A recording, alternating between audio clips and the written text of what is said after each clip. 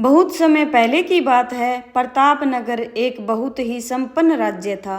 वहाँ के राजा बहुत ही प्रतापी थे और प्रजा का पूरा ख्याल रखते थे। राजा ने पूरे जीवन प्रजा की सेवा मन से की थी, लेकिन अब वह बूढ़े हो चले थे, तो मन में बड़ी दुविधा थी कि उनके बाद राज्य को कौन चलाएगा। राजा साहब के 3 बेटे थे। तीनों ने एक ही गुरु और एक ही विद्यालय से शिक्षा ली थी, लेकिन राजा ये निर्णय नहीं कर पा रहे थे कि कौन राज्य के लिए सबसे अच्छा उत्तराधिकारी है। अब राजा ने तीनों बेटों की परीक्षा लेने की सोची। एक दिन राजा ने सुबह सुबह सभी पुत्रों को बुलाया और उन सबको एक एक बोरी गेहूं देते हुए कहा कि मैं और तुम्हारी माता तीर्थ पर जा रहे हैं। हमें वापस आने में 1 वर्ष से ज़्यादा समय लग सकता है। तुम तीनों की ये जिम्मेदारी है कि अपने हिस्से के गेहूं को संभाल कर रखना, और जब हम वापस लौटें तो तुमको ये गेहूं की बोरी वापस लौटानी है। ऐसा कहकर राजा और रानी तीर्थ यात्रा पर चल पड़ते हैं। सबसे बड़े बेटे ने सोचा कि ये गेहूं की बोरी पिताजी को वापस लौटानी है, तो इसे मैं तिजोरी में बंद कर देता हूँ। जब पिताजी वापस आएंगे तो इन्हें मैं वापस दे दूंगा। यही सोचकर उसने गेहूं की बोरी तिजोरी में रखवा दी, ताकि एक भी दाना इधर उधर ना हो।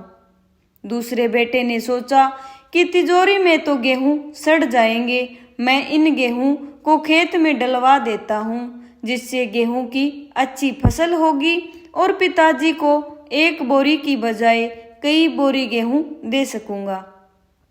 अब उसने ना गेहूं के लिए अच्छा खेत देखा और ना ही उपजाऊ जमीन देखी, और ना ही खेत की घास फूस को साफ करवाया। बस ऐसे ही एक बंजर जमीन पर गेहूं डलवा दिए और कभी उनकी देखभाल करने भी नहीं जाता है। उसे लगा कि अब अपने आप ही फसल हो जाएगी।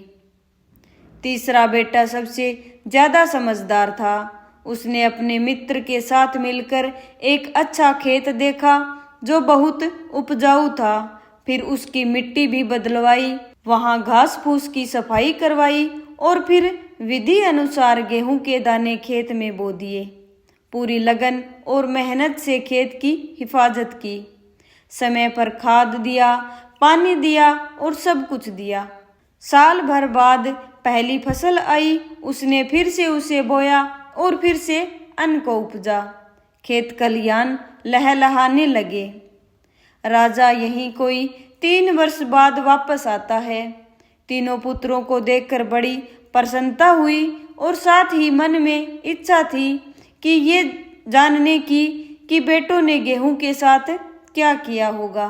उन्होंने अपने तीनों बेटों से गेहूं की बोरी दिखाने के लिए कहा, तो जैसे ही पहले पुत्र ने तिजोरी खोलकर दिखाई तो अंदर से बहुत ही बुरी बदबू आ रही थी।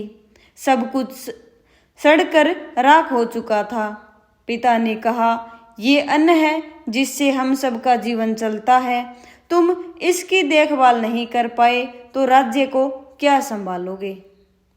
अब दूसरा बेटा पिता को उस जगह पर ले गया जहां उसने गेहूं को डलवाया था। वहां जाकर देखा तो जंगल ही जंगल था। बड़ी बड़ी घास फूस खड़ी थी। गेहूं का तो नामो निशान ही नहीं था। राजा बहुत नाराज हुआ और उसे भी राज्य का उत्तराधिकारी बनाने से मना कर दिया। अब तीसरा पुत्र पिता को अपने खेतों में ले गया। वह दूर से ही एक अलग ही खुशबू आ रही थी। गेहूं की फसल लहलहा रही थी। चारों तरफ हरियाली और जीवन था, और उस खेत से 50 से ज्यादा गेहूं की बोरी उत्पन्न हुई थी, और आज भी खेत में फिर से फसल खड़ी थी। राजा का मन देखकर बहुत ही प्रसन्न हुआ और राजा ने तीसरे बेटे को अपने राज्य का उत्तराधिकारी बनाने का निर्णय लिया। तो दोस्तों, उस राजा की तरह भगवान ने भी हमें कुछ गेहूं संभालने के लिए दिए हैं। वो गेहूं है हमारा जीवन, जिसे हम बेकार के कामों में नष्ट कर देते हैं। ईश्वर ने जीवन दिया कि दुनिया का विकास करना, अपने ज्ञान को बढ़ाना और उसे बांटना, लेकिन हम अज्ञानी लोग इस जीवन को सड़ा देते हैं और अंत समय जब ईश्वर पूछता है कि जीवन में क्या किया, तो जवाब होता है शून्य, यानी कुछ भी नहीं किया। अपने मन की जमीन को साफ करिए और उसमें जो घास फूस है उसे हटाइए। मन में जो ईर्ष्या, गुस्सा और व्यसनों को हटाइए और अच्छाई के बीज बोइए, फिर ईश्वर बेहद खुश होंगे। आज की कहानी आपको कैसी लगी कमेंट करके जरूर बताइए। अगर पसंद आई हो तो वीडियो को लाइक कीजिए, ज़्यादा से ज़्यादा शेयर कीजिए। मिलते हैं नेक्स्ट वीडियो में ऐसी ही एक इंटरेस्टिंग कहानी के साथ।